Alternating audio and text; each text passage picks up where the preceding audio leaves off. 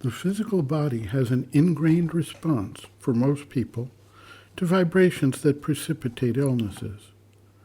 The vector carrying that vibration, whether one calls it germs, bacteria, virus, or suggestion, strikes the protective vital envelope, or aura, surrounding the body. If it finds an opening, or if it can create an opening, it enters into the physical body and begins the process of activation of its characteristic vibration, leading to the appearance of symptoms.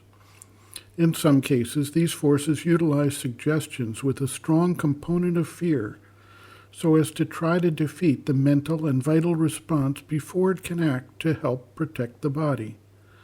The physical cells can also experience this fear if it raises a powerful enough vibration to reach through the vital envelope.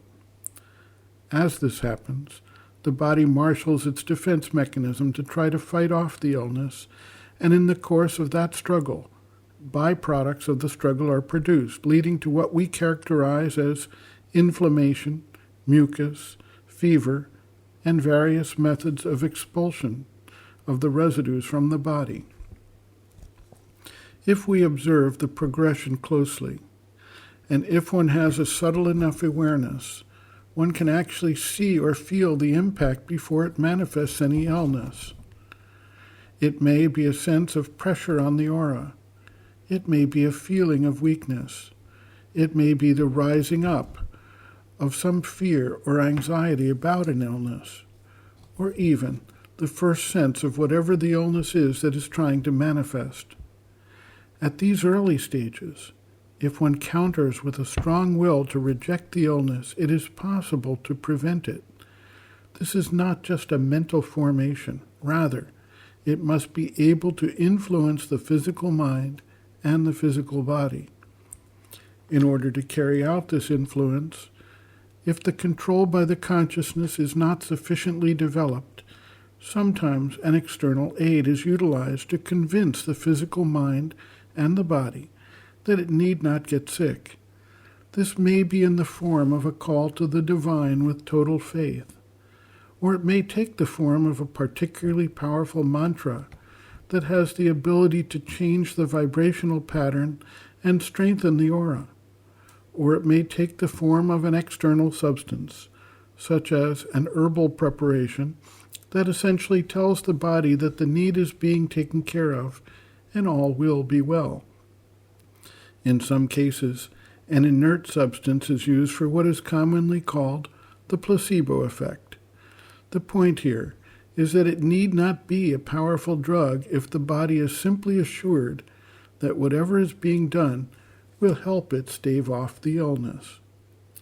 Eventually, as the spiritual practice develops, the seeker may find an enhanced capacity for avoiding or throwing off illness vibrations, shortening their intensity or duration, or simply not becoming ill.